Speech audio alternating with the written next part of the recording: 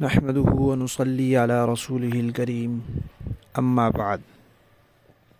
ترجمے والے قرآن پاک کا صفحہ نمبر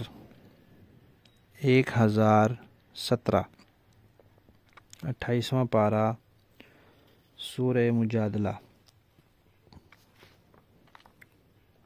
تیسرا رکوع، آیت نمبر 17 تا 19۔ اعوذ باللہ من الشیطان الرجیم، بسم اللہ الرحمن الرحیم۔ لن تغنی عنہم اموالہم ولا اولادہم من اللہ شیئا اولئک اصحاب النار هم فیہا خالدون۔ یوم یبعثهم اللہ جميعا فیحلفون له كما يحلفون لكم ويحسبون انهم على شيء الا انهم هم الكاذبون۔ استحوذ عليهم الشيطان فانساهم ذكر الله اولئک حزب الشیطان الا ان حزب الشیطان هم الخاسرون۔ صدق اللہ العظیم۔ گزشتہ آیات میں اس بات کا تذکرہ آیا تھا کہ منافقین کی ایک بری عادت یہ ہے کہ وہ یہودیوں سے دوستی رکھتے ہیں، دوسری یہ کہ پھر اپنے آپ کو محفوظ رکھنے کے لیے جھوٹی قسمیں کھاتے ہیں، تیسرا یہ کہ اپنی قسموں کو ڈھال بناتے ہیں، اور چوتھا یہ کہ لوگوں کو اللہ کے راستے سے روکتے ہیں۔ اب فرما رہے ہیں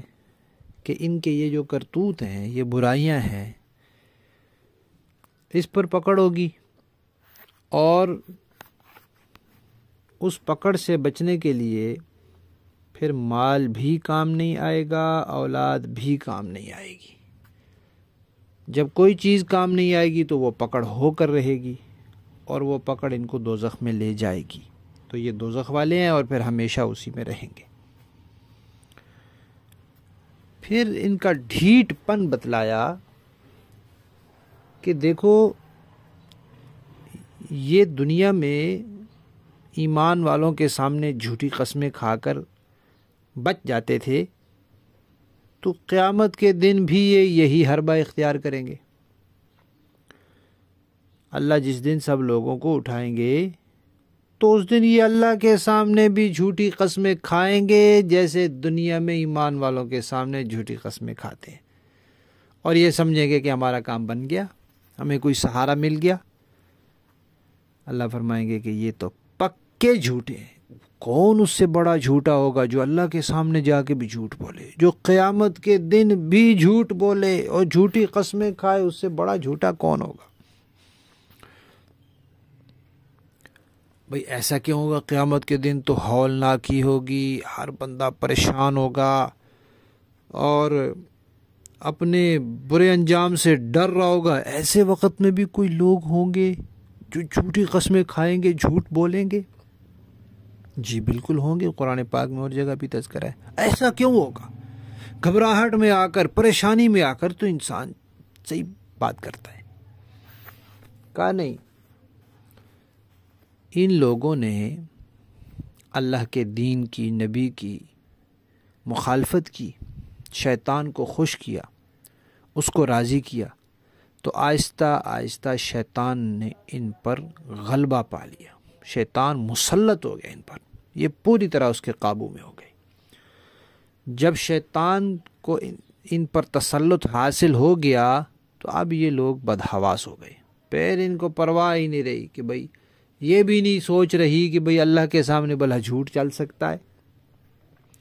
تو اللہ کی یاد بھلا دی، اللہ کی جو حیثیت ہے رب ہونے کی وہی بھلا دی شیطان نے ان کو۔ تو یہ پکے شیطان کے لشکر ہیں، اور شیطان کے لشکروں نے دوزخ میں جانا ہے، اور وہ نقصان میں رہیں گے، اور دنیا میں بھی اور آخرت میں بھی ان کو کامیابی نہیں ملے گی۔ لفظی معنی دیکھیں، لن تغنیہ،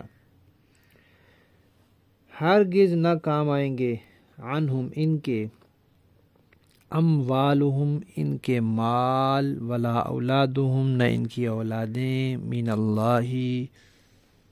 اللہ کے مقابلے میں شیئن کچھ بھی اولئک یہی لوگ ہیں اصحاب النار جو آگ والے ہیں ہم یہ لوگ فیہا اس آگ میں خالدون ہمیشہ رہیں گے یوم جس دن یبعثہم اللہ انہیں اٹھائے گا اللہ جمیعاً سب کو فیحلفون تو پھر یہ قسمیں کھائیں گے لہو اللہ کے لیے کما جیسا کہ یحلفون یہ قسمیں کھاتے ہیں لکم تمہارے لیے وَيَحْسَبُونَ اور وہ سمجھیں گے انہم کہ وہ لوگ علی شیء کسی چیز پر ہیں کسی فائدے پر ہیں کسی سہارے پر ہیں الا خوب اچھی طرح یاد رکھو انہم پکی بات ہے کہ یہ لوگ ہم یہی الکاذبون جھوٹے ہیں استحوذ غالب آ گیا علیہم ان پر الشیطان شیطان فانسا تو بھلا دیا شیطان نے ہم انہیں ذکر اللہ کی یاد اولئک یہ لوگ ہیں حزب الشیطان شیطان کا لشکر الا یاد رکھو انا بے شک حزب الشیطانی شیطان کا لشکر ہم الخاسرون وہی نقصان اٹھانے والا ہے با محاورہ دیکھیں جی لن تغنی عنہم اموالہم ولا اولادہم من اللہ شیئا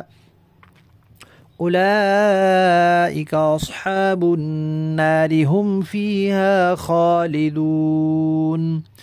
ان کے مال اور اولاد اللہ کے مقابلے میں ان کے کچھ کام نہیں آئیں گے یہ دوزخ والے لوگ ہیں یہ ہمیشہ اسی میں رہیں گے یوم یبعثہم اللہ جمیعا فیحلفون لہ کما یحلفون لکم ویحسبون انہم علی شیء الا انہم ہم الکاذبون جس دن اللہ ان سب کو دوبارہ زندہ کرے گا تو اس کے سامنے بھی یہ اسی طرح قسمیں کھائیں گے جیسے تمہارے سامنے کھاتے ہیں اور یہ سمجھیں گے کہ انہیں کوئی سہارا مل گیا ہے یاد رکھو یہ لوگ بالکل جھوٹے ہیں استحوذ علیہم الشیطان فانساہم ذکر اللہ اولئک حزب الشیطان الا ان حزب الشیطان هم الخاسرون ان پر شیطان نے پوری طرح قبضہ جما کر انہیں اللہ کی یاد سے غافل کر دیا ہے یہ شیطان کا گروہ ہے یاد رکھو شیطان کا گروہ ہی نامراد ہونے والا ہے صدق اللہ العظیم